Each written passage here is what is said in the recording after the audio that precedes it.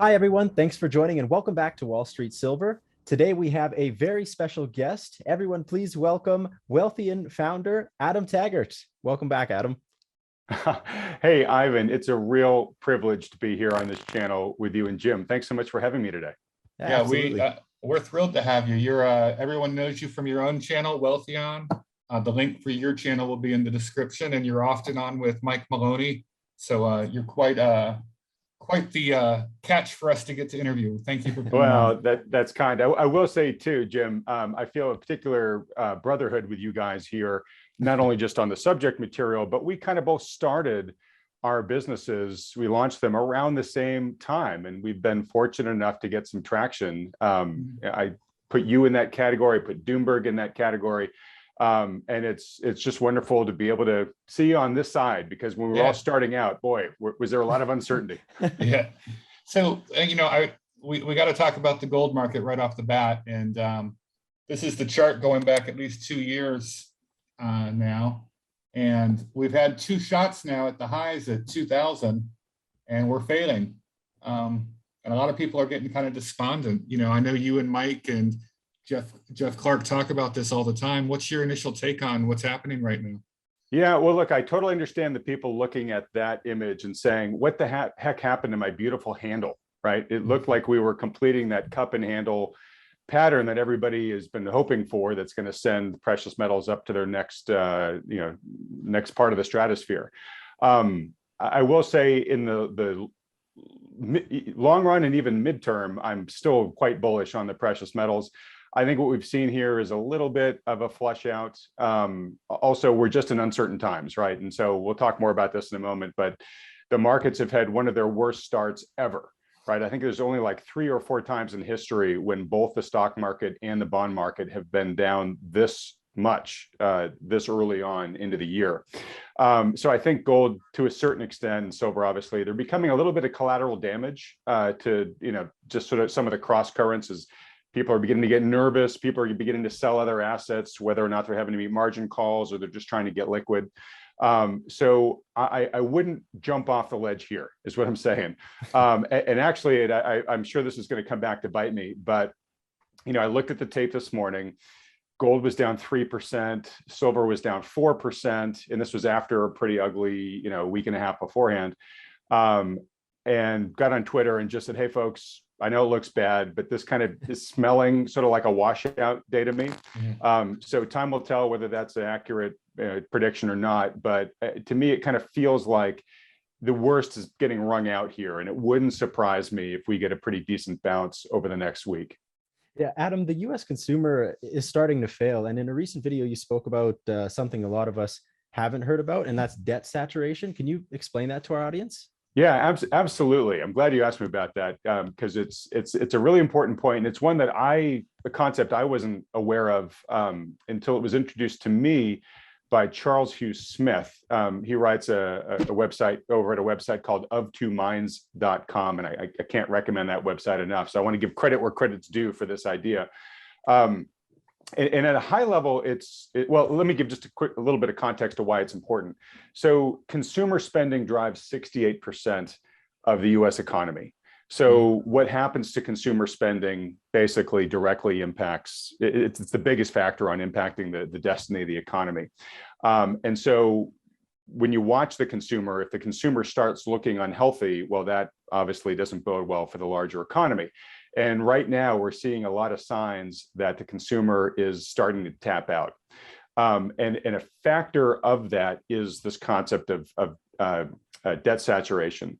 And as everybody who took junior high science class knows, saturation is the point at which a system cannot absorb more of something. So let's take like a glass of lemonade or iced tea. You can spoon sugar into that glass and the sugar dissolves completely up until you hit the saturation point, at which it can't absorb any more sugar and the sugar starts to pile up at the bottom of that glass. The same thing happens with debt. The consumer will take on more and more debt to keep their current lifestyle going up until the point where they just can't take on anymore, either because they can't get it because nobody will lend it to them. And that's a lot of sort of what happened back in 2008, or they're household balance sheet just can't absorb anymore. To take on any more debt would basically force them to default on the payments on their existing debt. All right, so there is this point of saturation where the consumer has to tap out. And it is a lot like the sugar in the glass of lemonade, where it's not a gradual process. It's more of an instant event. You can take on more debt, and then all of a sudden you get to a point where you can't take on any more debt. Just like with the glass, where you can put sugar in until all of a sudden none of the sugar gets dissolved anymore. So, when you look at stats on consumer households, what we're seeing is their cost of living is going up dramatically with the inflation that everybody is aware of now, right? Mm-hmm. You had a tremendous amount of stimulus, trillions and trillions of dollars pumped into the system post pandemic that provided extraordinary support to these households. In fact, making a number of them better off than they were cash flow wise than they were before the pandemic. That's all gone now, right? So the extraordinary unemployment benefit extension, the direct checks to households, the child credits, the moratoria on rent evictions and foreclosures. And pretty soon the student loans are going to go back into repayment too. So all of that protection that households were given is basically gone at this point. So if we look over at the debt side, what we see is that credit card debt is now hitting record highs because people are basically making up the difference now by putting it on their credit cards. And a big reason they're doing that is because real wages aren't keeping up with the price of inflation here. In fact, they've declined for the 12 straight consecutive months in a row. So the consumer is really getting further and further pinched here. And you can't call with exactitude when the consumer hits that point. Our consumer base at large is going to hit that point of debt saturation. But you can see we're getting closer and closer to it. So when I look forward at kind of the growth prospects for the economy, I'm getting increasingly worried about this. And I know we're going to talk about the real estate market in just a moment, but this sort of not only is the consumer household getting over leveraged at this point, but the cost of leverage, the cost of that debt is going up as interest rates, as mortgage rates are rising. So this is, I think, a very big brewing risk. Well, that's a good segue into the next topic I wanted to cover is real estate. And as the Fed is hiking and refis are falling apart in the market, I think Ivan said, refis are down 60 or 70% year over year now. As what's the 30-year at now, Adam? Over 5.5% for that's a big change. I mean, we were down in the 3%. So a lot of people, it's a tough bite. It's a tough one to swallow, having to refi or buy something new at these new higher rates when things were so low just months ago. Are we starting to see signs that the real estate market's falling over too? We are. And actually, I've got a real estate expert coming on Wealthion tomorrow. I wish it had been last week, so I'd have that information here at my fingertips. But, my audience has been increasingly kind of clamoring for clarity into what's happening in real estate.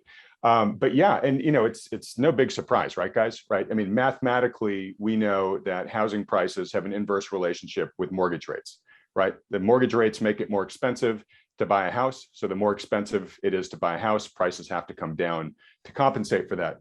And mortgage rates have gone up an awful lot. I mean, I don't know if folks really realize this, but they were at last August, they were at 2.77%. Wow. The average 30-year fixed mortgage. It's now over 5%, right? I mean, that's pretty much a doubling at this point. That is, within less than a year, right? So obviously that's going to have some pretty seismic effects. And I just read a piece done by Wolf Richter, which was actually about the drying up of the refi market. And he noted that given that increase in the mortgage rates, essentially the monthly payment on the same house, if you had bought that house last August versus if you're buying it now, is 50% higher. Yeah, now, I don't know about you guys, but I don't know too many people that could absorb a 50% increase, right, in less than a year. In their housing costs. So now the housing market's a lot stickier than stocks and bonds, right? Houses don't trade in a real-time liquid market the way that financial assets do. So it does take a while to ripple through here. And there's other cross currents going on. And of course, there's local issues, and there's still, a lack of inventory in certain areas, though I think that inventory lack of inventory narrative is not entirely accurate in a lot of cases. So I actually think there's kind of a perfect storm brewing for housing, and we could talk a little bit more about that if you want to. But specifically to the refi part, yeah, refis and home equity loans, guys. I mean, that was when I go back to sort of the importance of the consumer empowering the economy, those were important, inputs of purchasing power into the economy, right? People were using their homes as ATMs, and they got confident over time that they could do that because they were like, my house is just going to appreciate, right? So the home appreciation is basically going to pay off this loan for me, right? And they were able to, get that money out at really low rates too. So now you've got the double whammy of the cost of the refi has gone way up, and that home prices may not be appreciating anymore. And we are indeed seeing a cooling off in markets. I did a piece not that long ago, a couple of weeks ago, which mentioned Redfin was saying that they saw price declines in, I can't remember the exact percentage of their markets, but it was like 16% or something like that. But it was basically the biggest increase in price declines that they'd seen in the history of their data, which is definitely indicative of kind of the cooling off of the top of the market. Yeah. So, and again, we would expect to sort of see that, right? So, we basically, the refi markets and the home equity markets have been shot dead, right? And I have had on my program a couple of times in the past a housing expert named Ivy Zellman from Zellman Research, and she focuses a lot on what she calls the smile states, right? These are the states that have the hottest housing markets, the Austins, the Dallases. It's where everybody's basically moving because the weather's better, or they want to get out of New York City or Chicago or whatever, right? And she's been tracking development in those markets. So those markets have been very inventory constrained to absorb the flood of people that are coming there. But that flood of people, that trickles off, one, because the trend begins to get played out a bit, but also as people become less mobile because their economic prospects may be dimming, like I just mentioned they are for a lot of folks. But also the builders have been building like crazy in those markets. And a lot of that inventory has not come online yet, partially because it got delayed during the pandemic. One, they had trouble finding labor to finish a lot of the properties, and two, they then had trouble finding components to finish these things, where fixtures, garage doors, etc. Those things were all stuck up in the impinged supply chains. So that stuff is finally making its way through. And so my point here is again, making this sort of a perfect storm for real estate in certain cases. You're going to have some of these markets where demand is cooling off because of higher debt costs, because of changes in consumers' ability to afford, et cetera, right at the same time that you may be having substantial new inventory coming online in these markets, maybe for the first time in years, which is just going to exacerbate the downward pressure on housing prices there as well. So yeah, to your original question, Ivan, yeah, I am actually quite concerned for the future of housing. Now, it doesn't mean necessarily it's going to plummet next month. Like I said, this takes a while. It's going to be different by different parts of the country, et cetera. But I am net fairly bearish about prices over the next 2-3 years. So the thing with inventory shortages, that's whenever I get into some debate about real estate on Twitter or something, everyone's always says, oh, there's always there's a shortage of inventory, we're not going to have a housing decline. And I'm like, well, is part of that maybe people are hesitant to put their house on the market right now because they think, all right, rates are so high, I'm never going to get a good price right now? Are people like delaying possibly selling at this point? Well, I think both of those are factors, but I think we are in like the earliest innings in that type of thinking. I mean, I think to a certain extent, there's still some of the euphoria that has to come off here. I think there's still a lot of homeowners who are sitting fat and happy on properties that have appreciated a lot. And, there's been a huge spike in sort of secondary homes, both as, during the pandemic, the people who could afford to, they all got their place in the country, right? So yeah, like up where I live here, I live in Northern California, about an hour north of San Francisco.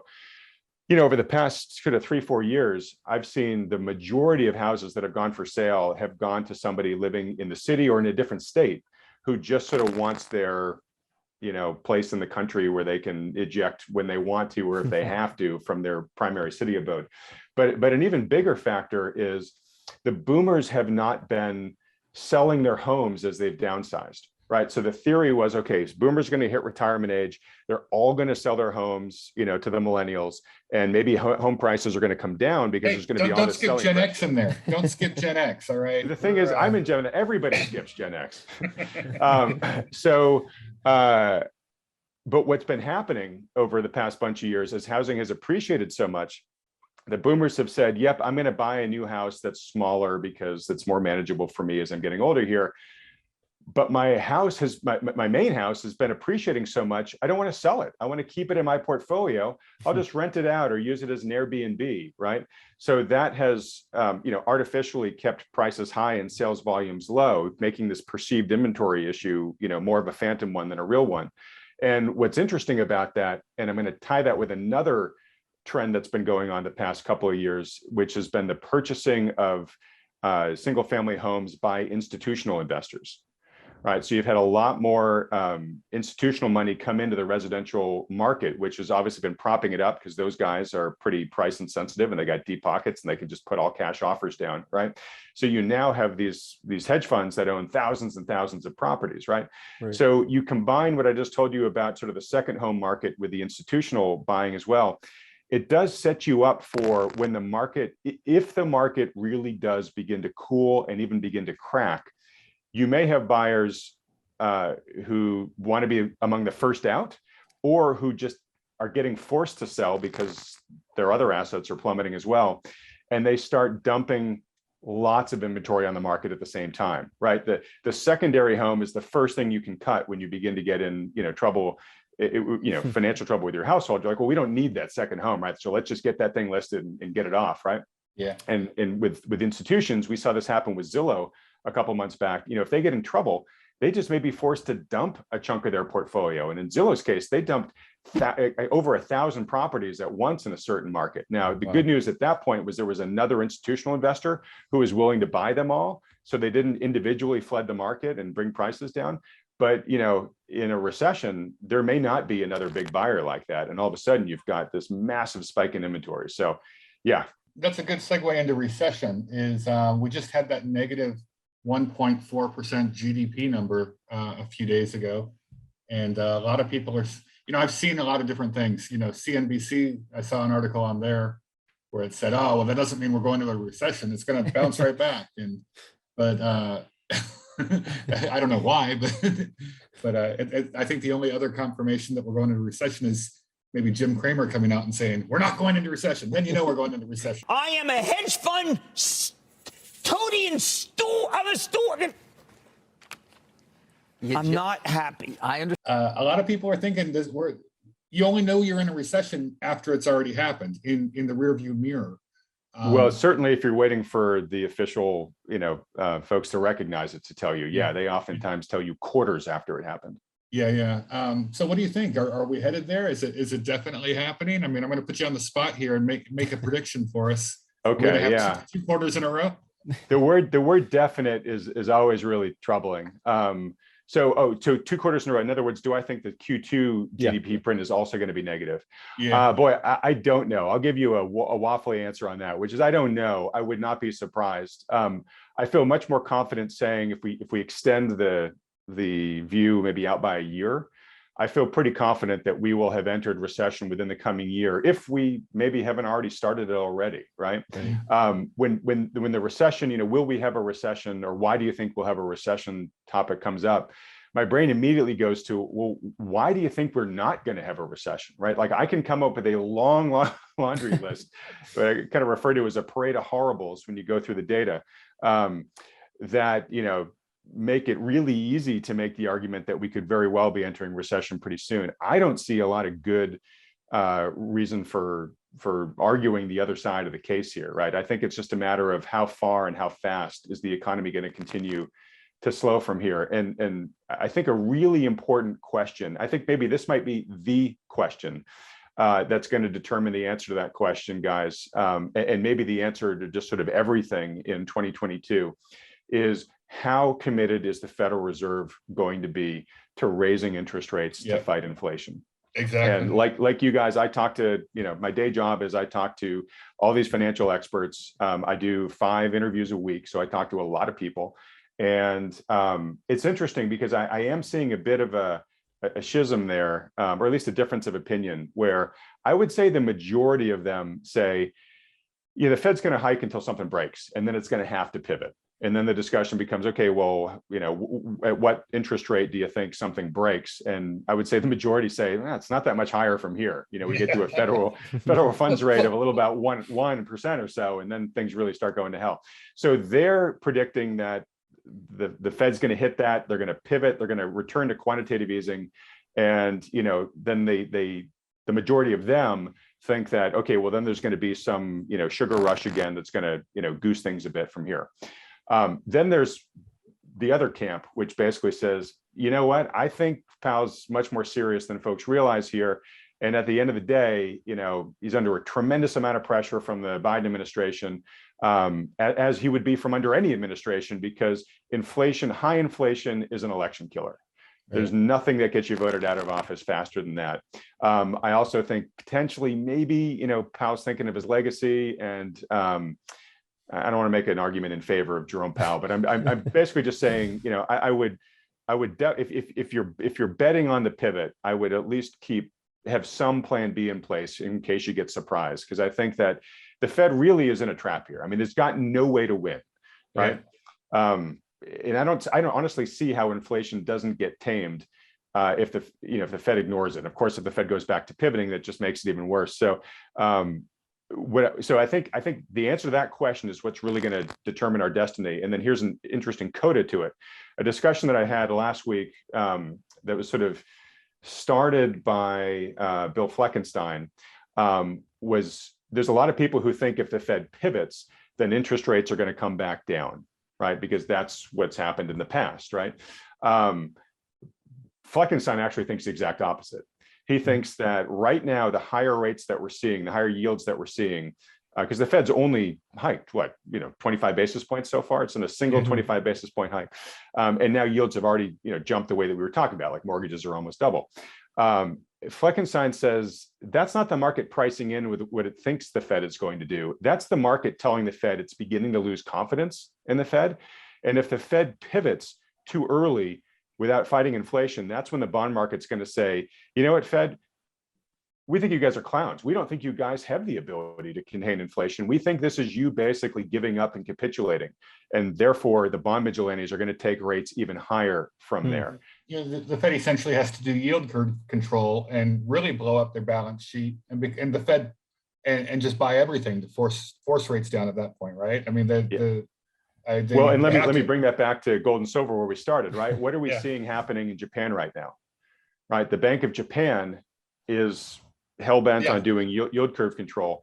And the escape valve, the way that the market calls the Bank of Japan's bluff, is by devaluing the currency, right? So we're seeing the yen basically, the dollar explode higher versus the yen here, right? And we're seeing the yen versus gold, blow out as well, right? So if the Fed does do that, Jim, I think that's one of the potentials for where gold could go an awful lot higher from here.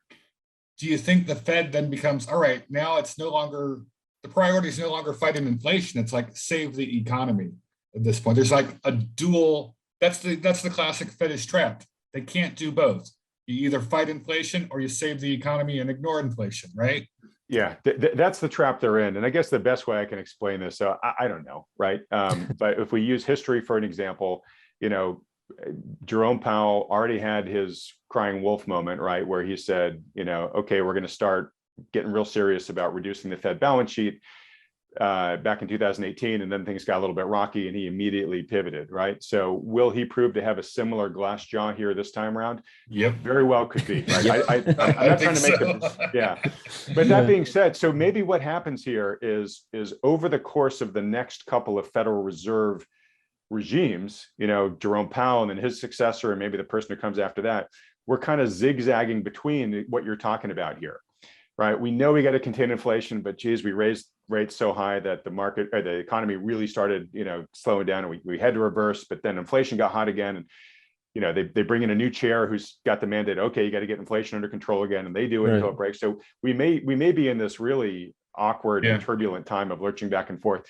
One thing, so I was talking with Lacey Hunt, who is a senior Federal Reserve economist and really one of the smartest guys out there and knows the Fed better than almost any human alive.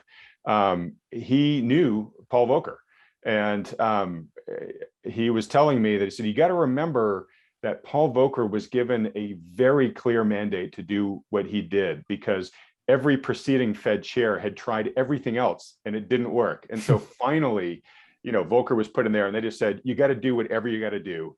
You take rates as high as you need to take them. So he went in there knowing what the game was going to be, that he was going to be hated, but he went in there to strangle the beast. That was his mandate. I don't necessarily know if we have a Fed chair who has that mandate yet. And so they very well may pivot when the heat gets too hot. History looks back very favorably on Paul Volcker, though, even though at the time he was hated. Oh, he was hated at the time. No, he was vilified for, he destroyed the economy in the early 80s, 80 to 82, I think, was a very deep recession. But, as the years rolled on, everyone looks back like, wow, Paul Volcker is like the legendary one who actually. Yeah. Oh, he was the guy with the balls in the backbone to get it done. And it's interesting because Powell, if you listen to him, he invokes the name of Volcker a lot in his press conferences these days. He's trying to wrap the mantle of Volcker around him.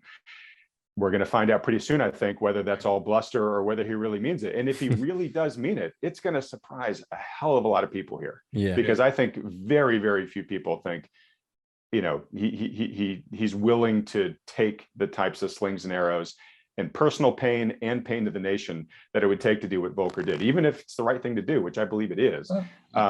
Second term chairman, second term, and he's probably not even counting on a third term. He's like, all right, he's immune now, just do it. And that does beg the question, like, what sane person would renew right now, knowing what he's going into, right? It's going to be a crazy year, and I think we're all going to look back on this time period historically on the same scale as how we look at the Great Depression now, or some of the other major events that have happened in the past 100 years. And I just want to keep getting your opinion on as this year rolls on. Absolutely. Look, if your audience enjoyed my babbling here, I'd love to come back on. I'd love to get you on Wealthion at some point too, Jim. Love to do some cross-pollination between our audiences, because I think they're very like-minded. And I just want to say again, as a fellow content provider, I really respect and appreciate what you've been able to do with the Wall Street Silver platform in terms of educating people, kind of about the key issues of sound money and why owning some precious metals makes some sense here, and just opening people's eyes to the macro environment that we're in now. I'm not trying to push people into one particular solution or other. All I'm trying to do through Wealthion is just to help people get a sense of the true game that's being played. And I see the success that you're having, on Reddit, on Twitter, on YouTube. And I love seeing it, because the more people that we wake up to what's going on and help educate them, the more people who can make informed decisions on their own about how they want to prepare for that type of environment. Exactly. Very well said.